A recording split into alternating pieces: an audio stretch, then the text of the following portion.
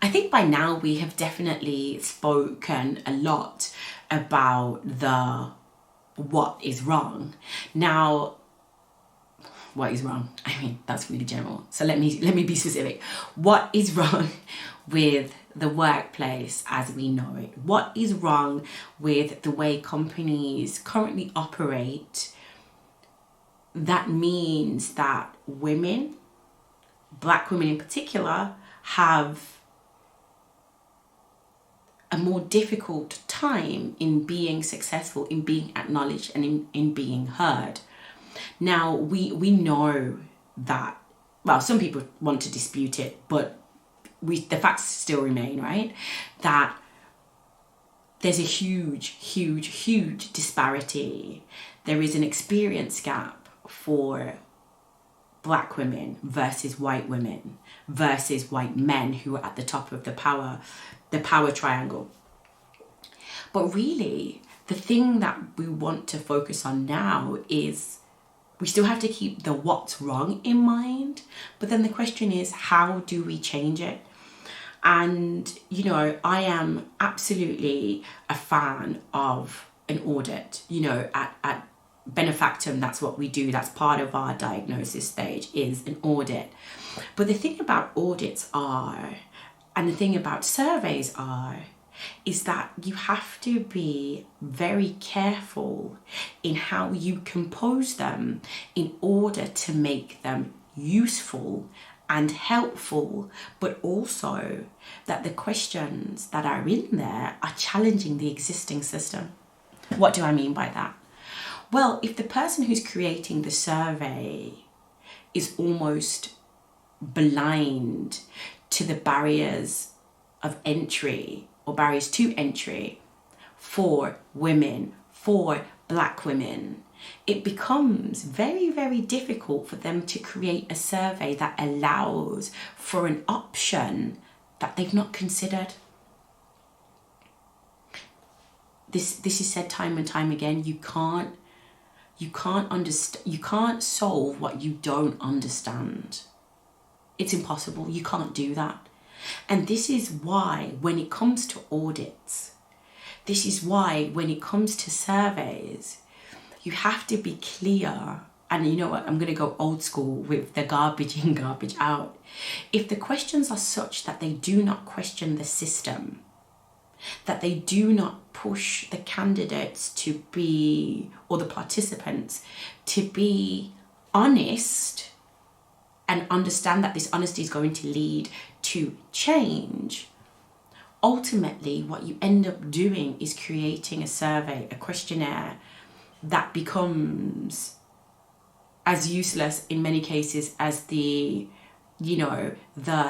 hired, no disrespect to McKinsey, we've hired McKinsey to do our cultural checks, and it's the same performative stuff, but it doesn't actually get to the depths of the real issue.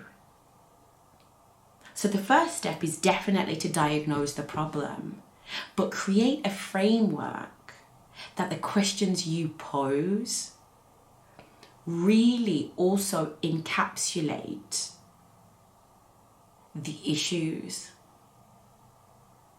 So if you think about it, and I'll just take one example. A lot of Black women face a challenge to credibility within the workplace.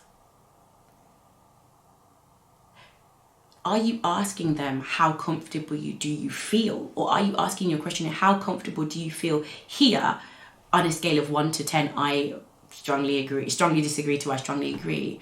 Or are you asking questions such as, have you ever felt like your credibility has been challenged? Yes or no? On what basis do you believe your credibility was challenged? Gender or race? Or both? And of course, real critical audits, critical surveys, they require trust. Because to get to the real answers, to get to the real solutions, they have to know that you can be trusted with the information. So it goes back in a circle. If the person who's creating the questions doesn't understand the problem,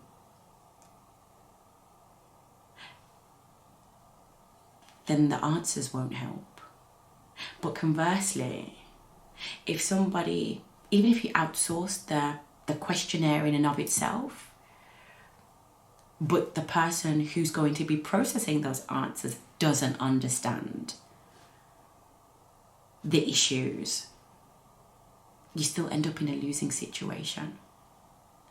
Because the truth of the matter is that this part of doing an audit is not a quick piece of work. Understanding what your culture is, understanding how people really feel about it. There can be promises of delivering you some sort of answer in a very, very quick survey. But creating that survey and knowing how to process that information and spending the time to do a complete audit, not just questions, but a complete audit, takes time, effort, resources. But most importantly, it takes understanding and expertise. So this is what has to be considered. There is no there should be no shortcut survey, because surveys have the power to give you so much information to help create a solution, but it only works if the questions are created by people who know the problems, as opposed to trying to prime the participants to give particular answers for a pre-made solution. And this is what I want to talk about in the next series of videos. It's really, let's talk about the how. How do we make those changes? How do we start to look at our culture as a whole? What role does gender equality play in that? And what pieces of the puzzle are we looking at when we're trying to achieve cultural transformation? How do you approach this when it comes to Black women? What do you do? How do you think about it? How do you look at this in the truest sense of the word, strategically, to ensure and to increase your own chances of success? So thank you and have a wonderful afternoon. Bye-bye.